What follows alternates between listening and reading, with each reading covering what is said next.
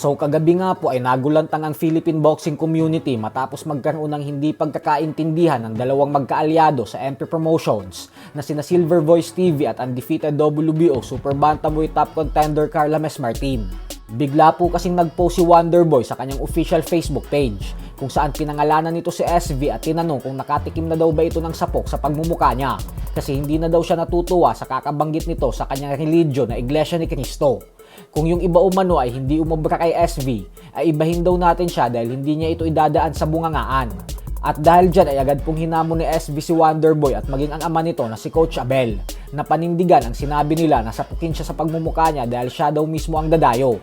Pero ganun pa man nga po ay kalaunan nag-live na si SV at sinabi nagkausap na umano sila ng ama ni Wonderboy at nagkaayos na daw sila.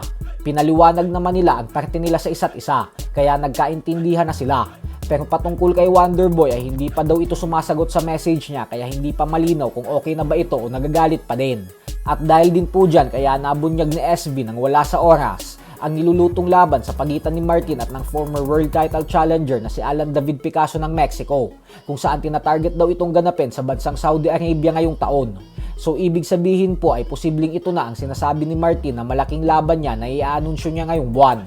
Napaaga lang ang announcement nang dahil sa nasabi ito ni SV gawa ng hindi niya akalain na magpapatutsyada si Wonderboy ng ganito habang inaayos ni SV at ni Sean Gibbons ang kanyang laban kay Picasso. Hindi ko alam kung anong ni Carl James Martin pero si Coach Abel yung father niya nagkausap na kami. INC po sila.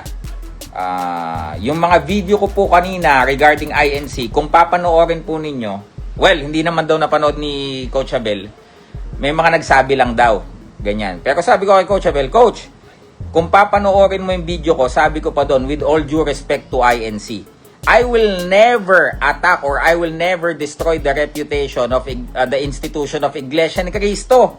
Ang pinupuna po natin doon yung nag-cause ng traffic, yung naghambalang ng basa sa EDSA. Hindi po natin ina-attack the institution itself. Eh di sana nagalit din sa akin yung mga kamag-anak kong INC. In this world, hindi po naman tayo magkakaparehas ng political opinion. Tinawagan ko na ho si Coach Abel Martin dahil ngayon ko lang nabasa yung mga post, including kay Carl. Okay? Kami po, magkaisa kami sa boxing team . So, yun bang political opinion differences?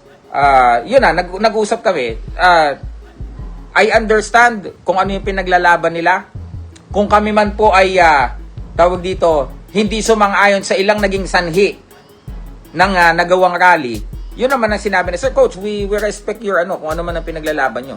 Kami naman po, nagpahayag lang din kung ano yung naging effect doon sa rally. But we are not disrespecting the INC institution itself. So sabi ko nga, actually ito secret pa . Secret pa ito, hindi po namin dinidisclose.